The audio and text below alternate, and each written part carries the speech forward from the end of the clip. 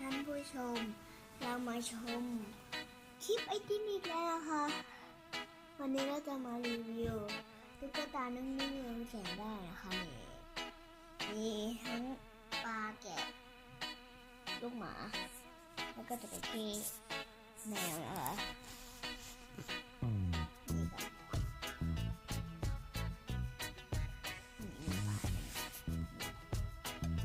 มันทำอะไรได้บ้างอะ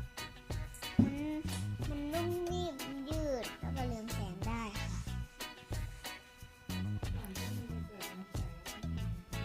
เราต้องเอาไฟฉายมาส่องมันเลยนะคะแล้วก็ปิดไฟค่ะแล้วตอนที่จะแนะนำว่าตัวไหนสีอะไรใช่ไหมแนะนำทีละตัวอันนี้ตัวแมวนะคะสีม่วงอันนี้แมวใหญ่นะคะเอามาโชว์ใกล้ๆกล้องหน่อยสินี่ค่ะแมวใหญ่ใกล้ไปค่ะมันมองไม่ชัดค่ะแมวใหญ่อะค่ะสีอะไรม่วงค่ะต่อไปอันนี้จระเข้นะคะมันมีปุ่มๆด้วยค่ะสีเขียวนะคะเอามาให้ดูนี่ค่ะโอ้ยกล้องอยู่ไหนคะเห็นรูกล้องไหมคะหน้าตาเป็นหลานนะอันนี้หน้าตาหลานเหมือนหมูนะคะเนี่ยต่อไปนี่ก็แพะค่ะพูดดังๆหน่อยนี่ค่ะแพะมันมีหูเป็นแบบนี้ค่ะนี่ค่ะเหมือนหมานะเป็นขนฟูแต่มันไม่ฟูนะคะเนี่ยแต่มันสีเขียวนะคะยืดได้หนียืดยาวๆค่ะโอ้โหขาดไหมอุ้ยต่อไปก็ลูกหมานะคะ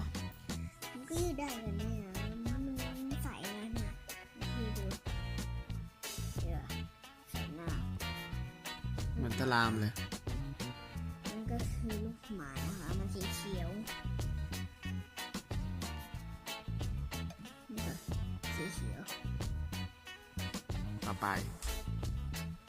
ก็คุณปลานะคะเนี่ยตัวปลาสีแดงไปเลยปากมันด้วยปากสีแดงค่ะมันสีฟ้าก็ยืดได้เหมือนกันนะคะนี่ก็ยืดได้ยาวสีฟ้าเป็นปลา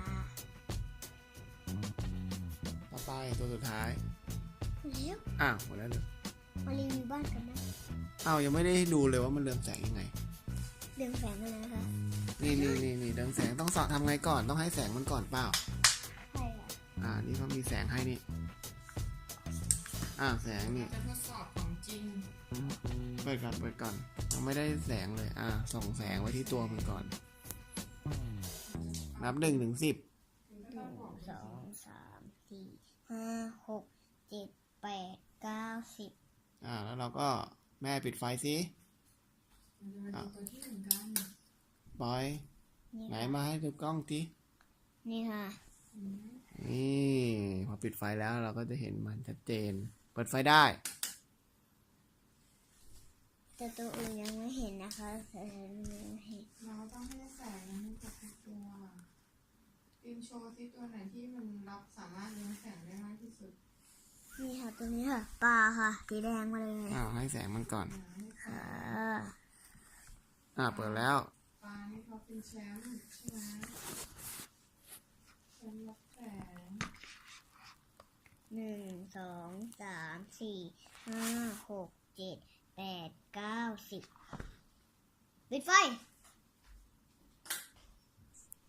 ปิดนี่ด้วยดินี่ค่ะน่ากลัวมากเหมือนปลาปิรันย่า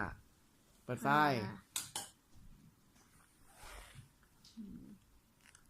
ตัวเท่าไหร่แม่ซื้อมาตัวเท่าไหร่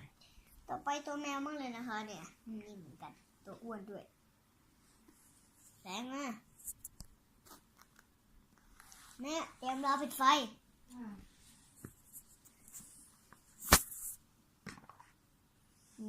2 3 4 5 6 7 8 9 10ปิดน้อยไปก็ติงไม่จ่อมันเอาใหม่จ่อก่อน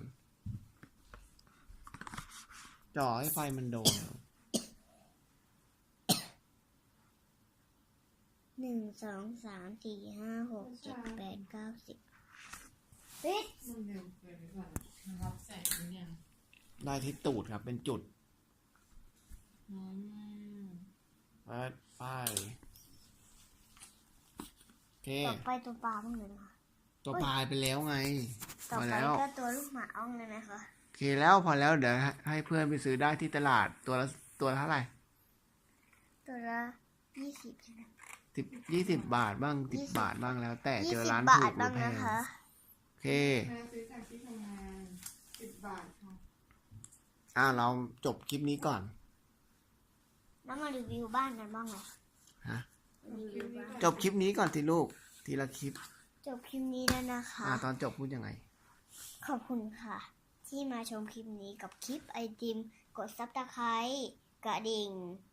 YouTube มองกล้องสิลูก ด้วยนะคะ